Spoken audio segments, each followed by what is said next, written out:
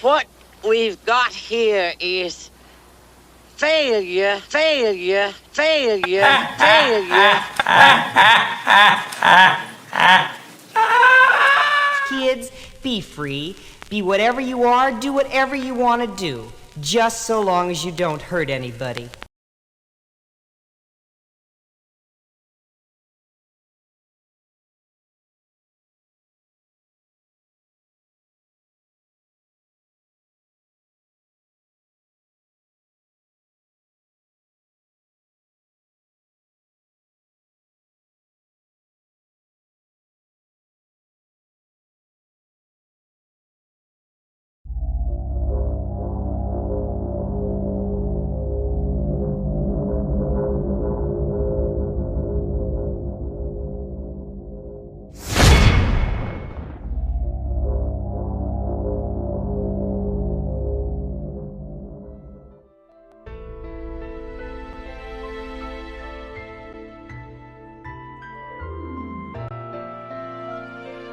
The biggest cover-up of all time is the fact that there is a civilization of people living in the center of Earth, whose civilization's name is known as Agartha. This may be hard for some of you to believe, but some claim to have an absolute knowingness of the truth of this. To begin with, the Buddhists, in their theology, fervently believe in its existence. They believe it to be a race of supermen and women who occasionally come to the surface to oversee the development of the human race. They also believe that this subterranean world has millions of inhabitants and many cities, and their capital is Shamballa.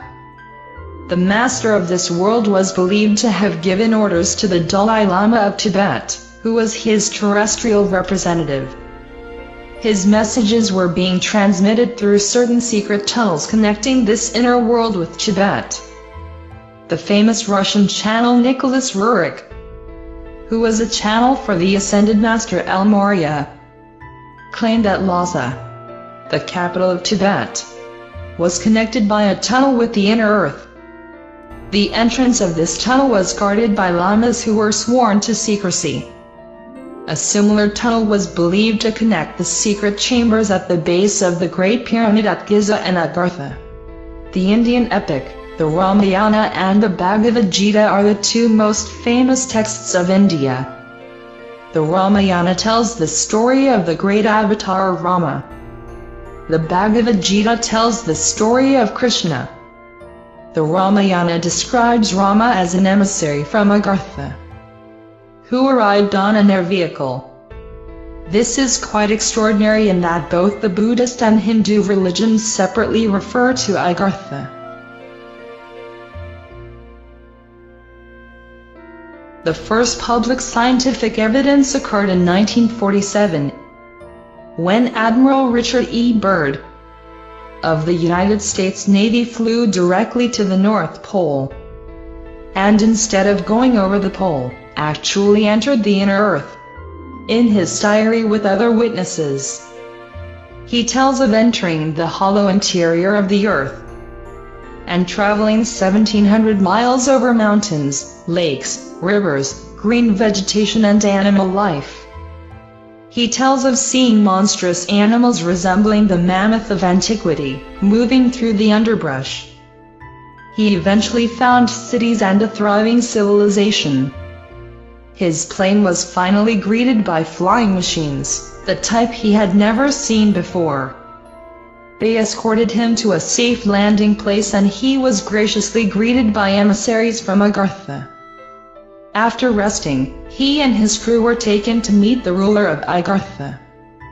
They told him that he had been allowed to enter Agartha because of his high moral and ethical character.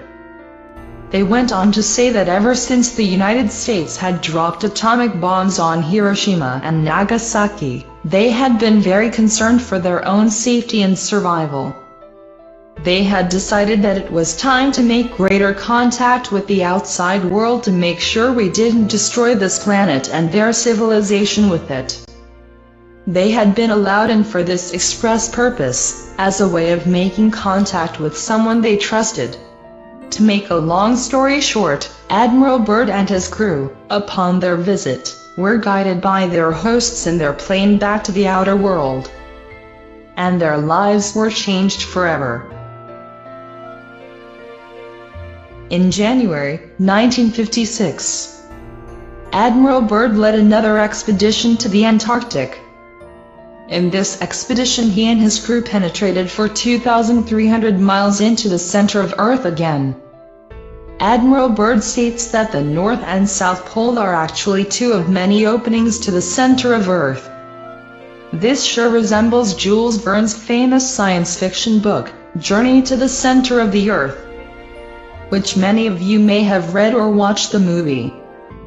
Admiral Byrd also states inner Earth has an inner sun. Admiral Byrd's theory is that the poles of the Earth are convex, rather than concave. Ships and planes can actually fly or drive right in. The American press announced Admiral Byrd's discovery. However, it was immediately suppressed by our good friends, the secret government. Ray Palmer, the editor of Flying Saucer magazine, did a detailed story on Admiral Byrd's discoveries. The United States government either bought, stole or destroyed almost every copy, and then destroyed the plates at the printing press. According to rumors, the exact same thing happened in respect to an article done on Admiral Byrd's discovery by the National Geographic. The magazine was released and the US government gobbled up almost every issue. If the story wasn't true, how come the government was so uptight? Another interesting fact is that the United States government does not let planes fly over the poles. All flights are directed to go around the poles, and any airline pilot flying in these areas will tell you this.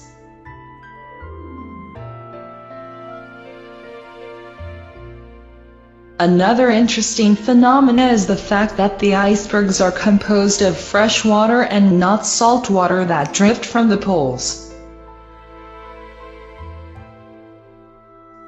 Another interesting question is why it is warmer nearer the poles than it is 600 to 1,000 miles away from it. One of the early writers to present the theory of the Earth being hollow with openings at its poles was an American thinker, William Reed, author of the book, Phantom of the Poles, published in 1906. This book provides an early compilation of scientific evidence, based on the reports of Arctic explorers, in support of the theory that the Earth is hollow with openings at its poles. Reed estimates that the crust of the Earth has a thickness of 800 miles, while its hollow interior has a diameter of 6,400 miles. Reed summarizes his revolutionary theory as follows. The Earth is hollow. The poles, so long sought, are phantoms. There are openings at the northern and southern extremities. In the interior are vast continents, oceans, mountains and rivers. Vegetable and animal life are evident in this new world, and it is probably peopled by races unknown to dwellers on the Earth's surface. Reed pointed out that the Earth is not a true sphere, but is flattened at the poles, or rather it begins to flatten out as one approaches the hypothetical North and South Pole, which really do not exist because the openings to its hollow interior occur there. Hence the poles are really in mid-air, in the center of the polar openings, and are not on its surface as some discoverers of the poles suppose. Reed claims that the poles cannot be discovered because the Earth is hollow at its pole points, which exist in mid-air, due to the existence there of polar openings leading to its interior. When explorers thought they reached the pole, they were misled by the eccentric behavior of the compass in high latitudes, north and south. Reed claims that this happened in the case of Peary and Cook, neither of whom really reached the North Pole, as we shall later see. Starting at 70 to 75 degrees north and south latitude, the Earth starts to curve inwards. The pole is simply the outer rim of the magnetic circle around the polar opening. The North Magnetic Pole, once thought to be a point in the Arctic archipelago, has been lately shown by Soviet Arctic explorers to be a line approximately 1,000 miles long. However, as we stated above, instead of being a straight line, it is really a circular line constituting the rim of the polar opening. When an explorer reaches this rim, he has reached the North Magnetic Pole. And though the compass will always point to it after one passes it, it is really not the North Pole, even if one is deluded into thinking it is, or that he discovered the pole due to having been misled by his compass. When one reaches this magnetic circle, meaning the rim of the polar opening, the magnetic needle of the compass points straight down. This has been observed by many Arctic explorers who, after reaching high latitudes, near to 90 degrees, were dumbfounded by the inexplicable action of the compass and its tendency to point vertically upward. They were then inside the polar opening and the compass pointed to the Earth's North Magnetic Pole, which was along the rim of this opening. As the Earth turns on its axis, the motion is gyroscopic, like the spinning of a top. The outer gyroscopic pole is the magnetic circle of the rim of the polar opening. Beyond the rim, the Earth flattens and slopes gradually toward its hollow interior. The true pole is the exact center of the opening at the poles, which consequently do not really exist. And those who claim to have discovered them did not tell the truth, even if they thought they did. Having been misled by the irregular action of the compass at high latitudes. For this reason, neither Cook nor Peary nor any other explorer ever reached the North or South Poles, and never will.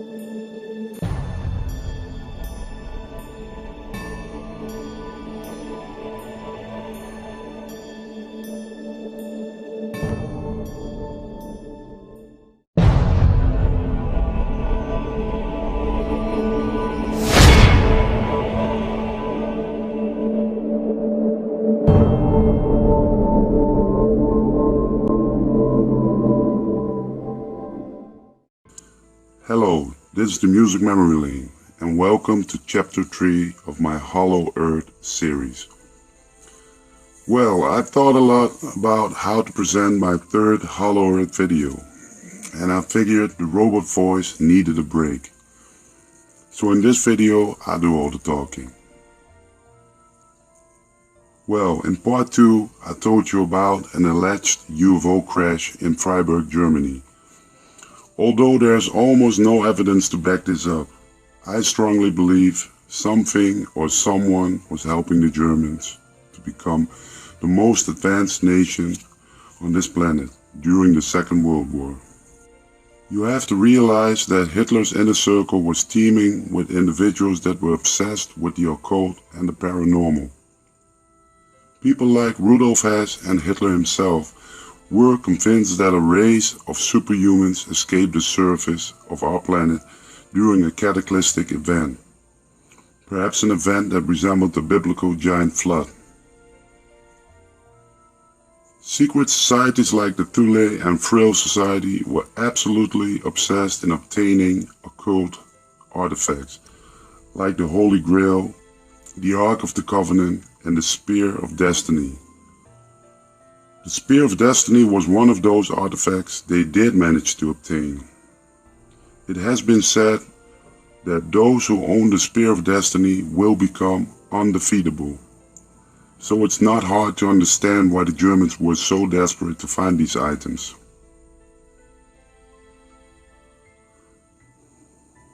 We have to ask ourselves some critical questions. How was Germany able to overcome the hardship of the Versailles Treaty, the inflation, the millions of Reichsmarks they had to pay to France and England after losing the First World War, a nation in complete rubble? And in a matter of years, Germany had become one of the most leading nations in the world. How was that possible? And whatever answer you can come up with doesn't make sense until you realize that Nazi Germany must have been held by forces unknown. There's no way Germany could have done this all by itself, especially when you look at the financial side of the story. Who do you think loaned Hitler all that money? Do your own research and find out. The superior advanced Germany technology still puzzles me and many others to this day. Some claim they were 50 years ahead, perhaps even more. And it's all contributed to Germany's willingness to use the latest technology to their advantage, while all the other nations have failed to recognize the possibilities. Well, I have a hard time believing this. While Hitler was searching for occult artifacts all over the world, the most sacred of all crashed into the forest of Freiburg in 1936, almost on top of their heads. Opportunity came knocking, that's for sure. Now, let me take you back to Maria Ostrich and the Vril Society. Maria Ostrich was known to channel messages and acted as a medium on several occasions. She was a regular guest at Heinrich Himmler's castle, and she took part in many channel sessions. She could even summon the spirits of deceased Nazi party members. They still advise their comrades from within their graves. Go figure. Maria Ostrich played an essential role in these sessions, and she was destined to become one of the first to ever contact an extraterrestrial present in modern times. Now, Maria was sent for after the craft and its occupants were transported to Himmler's castle. She would have examined the deceased or even living pilots of the craft herself, perhaps laying her hands on their bodies. Or did she make contact by telepathy? Is it a coincidence that alien abductees often describe this form of communication as being the most common? It isn't hard to imagine that contact was made with the planet where these entities originated from. whether by physical contact or by channel sessions only. But one thing is for sure, Maria Ostrich received a lot of essential information during her channel sessions. Blueprints of exotic forms of technology were drawn on paper by Maria herself. The blueprints contained detailed information on how to create an anti-gravity engine.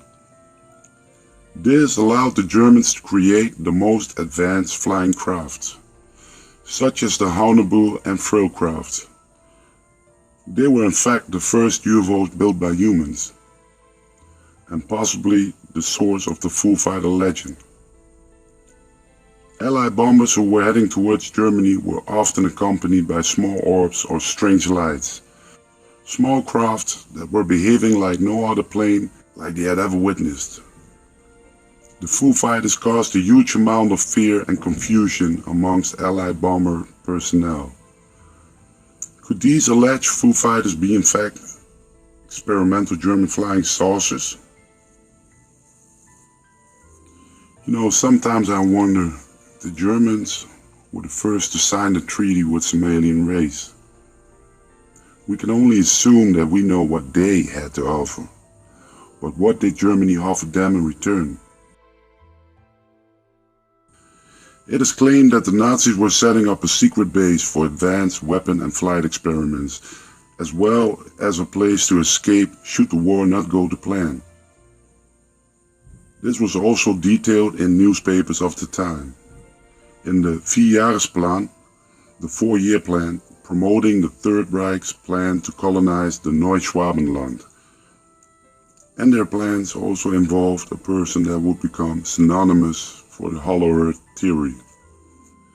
In late 1938, Admiral Byrd visited Hamburg and was invited to participate in the 1938-1939 German Neuschwabenland Antarctic expedition by the Nazis. Byrd had a great knowledge of the Antarctic area. He had already been on several expeditions there previously. However, Byrd declined. The Nazi expedition discovered several ice-free regions with lakes and small signs of vegetation. The expedition geologists said this phenomenon was due to hot springs. This discovery led to Heinrich Himmler to hatch a bold plan to build a permanent base in Antarctica. That base was codenamed Station 211. Admiral Kardernitz announced its completion in 1943 by saying, "The German submarine fleet is proud of having built for the Führer in another part of the world a Shangri-La on land, an impregnable fortress." There are many stories around Station 211, one of which details a supposed treasure room, which held the Holy Lance or the Holy Spear that pierced the side of Jesus Christ on the cross, as I mentioned earlier. Why Antarctica?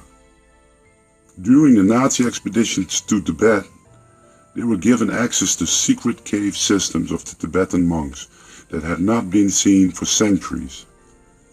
The Tibetans believed the arrival of the Nazis fulfilled their own prophecies that would usher in a new age of enlightenment. During the exploration of the caves by the Nazis, it is claimed that a secret volume of ancient texts from pre-flood times or even from Atlantis were found. These texts are supposed to have detailed where the opening to the Hollow Earth could be found, and Hitler believed that an Aryan race dwelling there would help them win the war. It is claimed that after World War II, Adolf Hitler did not commit suicide in 1945, but fled to Argentina, then on to Station 211 in Antarctica. Numerous Nazi submarines went missing after World War II, and it's supposed that these were used to transport Hitler and others. 2 submarines surfaced in Argentina 3 months after the war. They were captured by the Allies and interrogated by the Secret Service. It is believed that these U-boats were the ones who transported Hitler and Eva Braun to Station 211. Any possible evidence on both U-boats were missing. No name tags, no coordinates, no maps, nothing. But the Southern American Assembly of an Antarctic Research Expedition suggests that one of the crew members had failed to shut his mouth. Now, Admiral Byrd was sent to Antarctica. Publicly, it was just a research expedition. However, the amount of manpower sent was huge compared to the former Nazi Antarctic expedition. The massive Antarctic task force included 4,700 men, 13 ships, and multiple aircraft. Just to give you an impression of the scale of this operation. Admiral Byrd comments in his press release of November 12, 1946, stated that the purposes of the operation are primarily of a military nature. That is to train naval personnel and to test ships, planes, and equipment under frigid zone conditions. A major purpose of the expedition is to learn how the Navy's standard everyday equipment will perform under everyday conditions. Operation High Jump was designed to last 8 months. However, they returned after 2 weeks, losing many heavy equipment and planes. And now we have to wonder, was Operation High Jump a cover to finish off Hitler?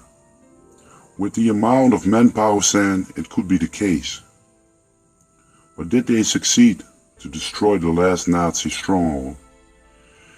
Judging by their early departure, I have a feeling they failed to wipe out the remaining Germans. On the way back from his disastrous mission, Byrd gave an interview to a prestigious newspaper in Chile on March 5, 1947. The article states, Admiral Byrd declared today that it was imperative for the United States to initiate defense measures against the possible invasion of the country by hostile aircraft operating from the polar regions. As regards the recently terminated expedition, Byrd said that the most important result of the observations and discoveries made is the current potential effect which they will have on the security of the United States. Well, this of course is the censored version. Others claim Byrd had actually warned the United States government for an enemy that was able to fly from pole to pole in several minutes. And the most bizarre rumor I ever heard is when Admiral Byrd returned home, he was invited by the president himself. The president wanted to hear what happened to Byrd and his Navy fleet. Well, Admiral Byrd allegedly begged and pleaded the president to nuke the hell out of the polar region. He urged the president to drop several nuclear bombs on the alleged Nazi fortress. According to many deathbed confessions by expedition members, the fleet was approaching the entrance of Base 211. All of a sudden, a fleet of UFO-type crafts emerged from the icy waters and attacked the fleet with fierce aggression. Several ships were sunk in minutes. Many sailors lost their life that day. Witnesses also stated that German ground troops were defending the entrance of the base with strange weapons that fired sonic waves. The whole experience must have been terrifying to Byrd and his men. Finally, Byrd gave the order to retreat. He knew that if he would stay there any longer, his entire fleet would be destroyed. Well, now I will conclude this video with the most shocking rumor. At least the most shocking rumor I ever heard. You know, scientists always talk about how thin the ozone layer is at the North Pole, right? By measuring the thickness of the ozone layer at the poles, they can tell us in which condition the ozone layer is.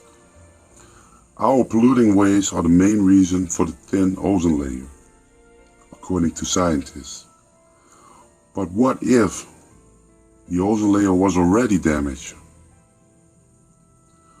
What if the Allies listened to Admiral Byrd's advice and decided to drop multiple atom bombs on the alleged base 211? Imagine how long it would take for the ozone layer to recover. But hey, it's all rumors.